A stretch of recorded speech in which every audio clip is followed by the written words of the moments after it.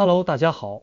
我是你们的老朋友胖僧。今天想跟大伙儿聊一个有点沉重，但又跟咱们每个人息息相关的话题。你们有没有发现，身边结婚生娃的朋友好像越来越少了？整个社会仿佛被按下了静音键，曾经热闹的大家庭，如今变成了安静的小单元。尤其是在咱们东亚，这股寒流简直是刺骨的。你看韩国最新的总和生育率掉到了 0.78， 这是个什么概念？就是说平均一个女性一辈子生的孩子连一个都不到，这在全球都是前所未闻的。再看看日本，常年在 1.3 的警戒线下徘徊，像一个在及格线边缘疯狂挣扎的学生。咱们中国去年也低到了 1.2， 这已经不是简单的生育意愿下降了，这简直就是一场人口的雪崩。总和生育率这个词听起来可能有点专业，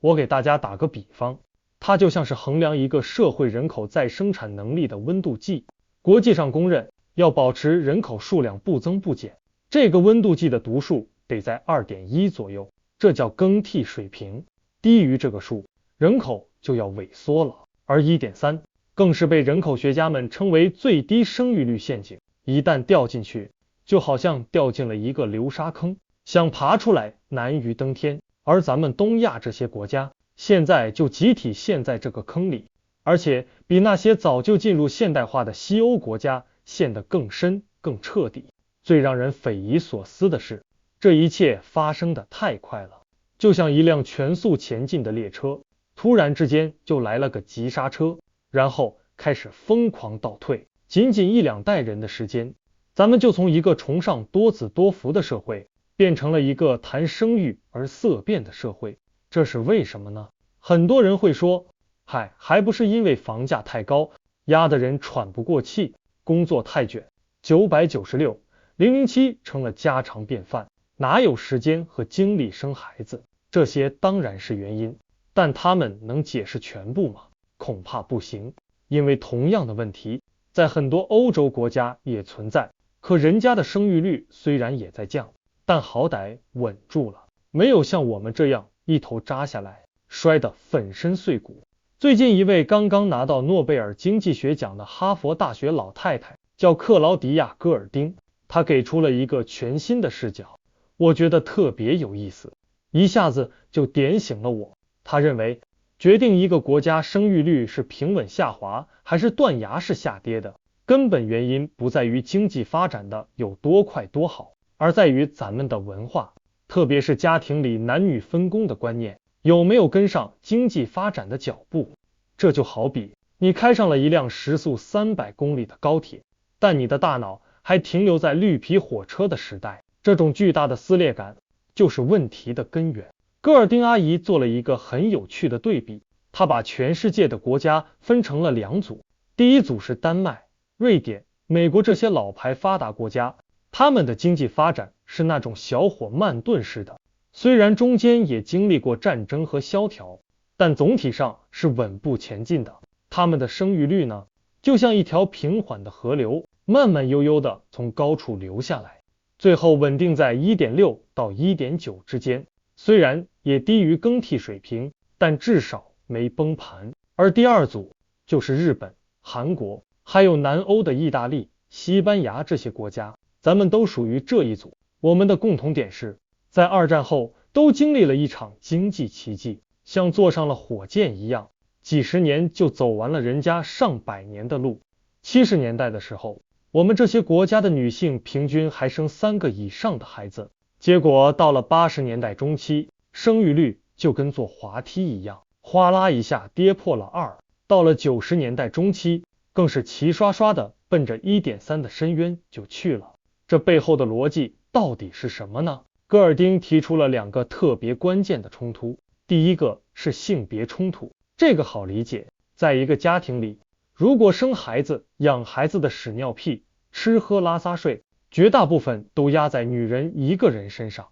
那她就成了一个被无限透支的工具人。即便丈夫再怎么甜言蜜语说我们多生一个吧，女性心里那杆秤也会清晰地告诉她，这个成本我付不起，所以家庭责任越不平等，女性的生育意愿就越低，这简直是必然的。第二个冲突，他称之为代际冲突，但这个冲突不是发生在父母和子女之间，而是发生在夫妻两个人之间，是他们对传统的不同态度。他认为，在一个社会飞速转型的时代，男性往往比女性更固守上一代的家庭观念。这不是说男人天生就保守，而是因为女性从更平等的两性关系中能看到实实在在的好处，所以他们变革的意愿更强烈。大家可以想象一下那个场景，一个男人，他的脑子里还装着他父亲那一辈人的想法，觉得男人就该在外打拼，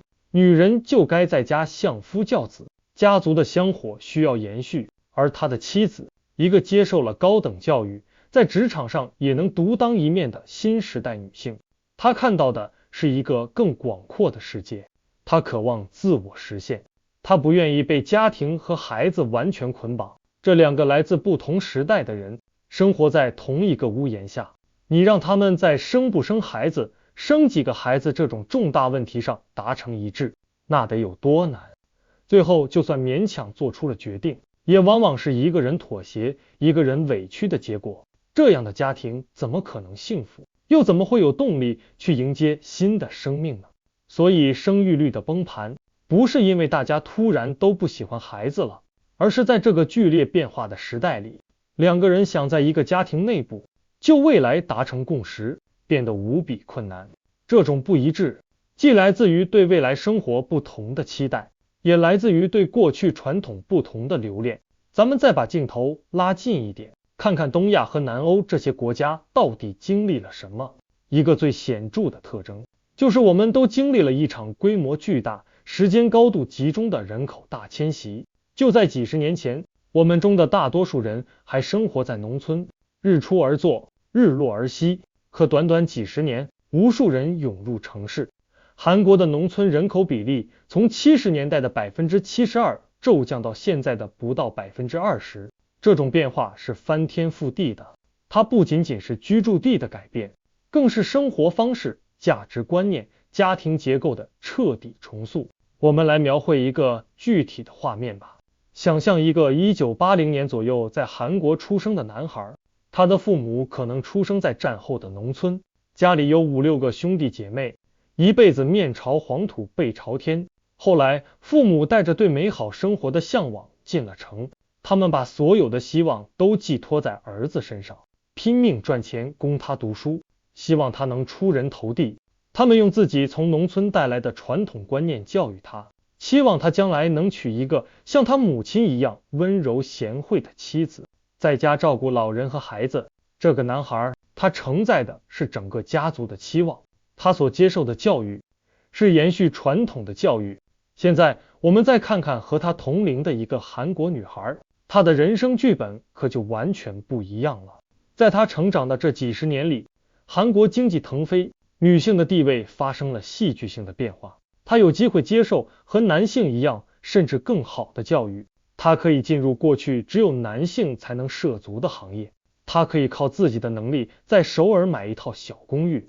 经济独立带给她的是思想的独立和选择的自由。当她考虑婚姻时，她想要的是一个能够并肩作战的伙伴，一个能和她共同分担家务、共同承担育儿责任的爱人，而不是一个需要她伺候的老板。好了，现在让这两个人相遇，走进婚姻的殿堂。一个是被传统浸润、背负着上一代期望的男人，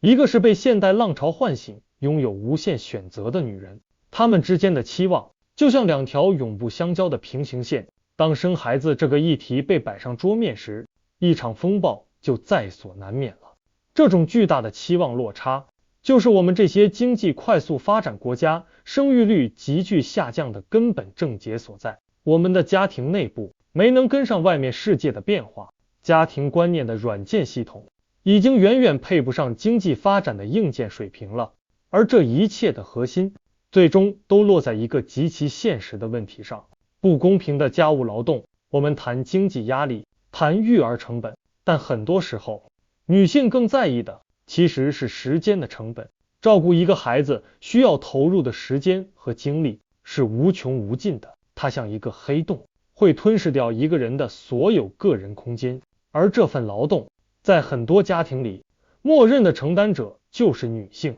戈尔丁用数据血淋淋地揭示了这一点。在那些生育率暴跌的国家，比如日本和意大利，男性和女性每天花在无偿家务和照料上的时间差距高达3个小时以上。这是什么概念？意味着女性每天要比男性多干半天活，而且是全年无休的。而在瑞典、丹麦这些生育率相对稳定的国家，这个差距不到1小时。你看数字是不会骗人的。当育儿的主要责任都压在女性身上时，妻子想要的孩子数量自然就会比丈夫少。生育率下降的速度就取决于女性接受教育和进入职场的速度，与男性回归家庭承担照护责任的速度，这两者之间是否同步？如果不同步，结果就是我们今天看到的生育率的自由落体。现在很多国家也意识到了问题，开始砸钱鼓励生育，发钱给补贴，延长产假。但这些措施有用吗？效果微乎其微。韩国政府为了催生，可以说是绞尽了脑汁。但为什么没用？因为这些经济激励根本没有触及到家庭内部分工这个核心矛盾。就拿陪产假来说，政策是有了，但整个社会文化和职场压力让没有几个男人敢去休这个假。结果呢？女性产后依然要独自面对一地鸡毛，她们看着自己停滞不前的事业和日渐憔悴的容颜，怎么可能还有勇气去生第2个、第3个？所以戈尔丁最后说了一段话，我觉得特别扎心。他说，养育孩子需要时间，这个时间既难以被外包，也难以通过技术来替代。因此，生育率的变化在很大程度上取决于随着女性更多的进入劳动力市场，男性是否愿意在家庭中承担更多的事务。他说，如果男性不这样做，那么女性就只能被迫在事业和家庭之间做出痛苦的抉择，而他们的牺牲最终就体现在了那条断崖式下跌的生育率曲线上。所以啊，朋友们，想让大家愿意生孩子，光发钱是没用的，他需要的是一场深刻的社会观念革命，需要男性真正的从内心深处认识到，养育孩子是2个人的共同责任，是需要共同投入时间和精力的事业。当一个家庭内部的责任分担变得公平，当养育孩子的辛苦能够被2个人一起扛起，当女性不再因为生育而感到恐惧和被剥夺，或许我们才能看到那条曲线有掉头回升的希望。这很难，但这是唯一的出路。好了，我今天就讲到这里，谢谢各位。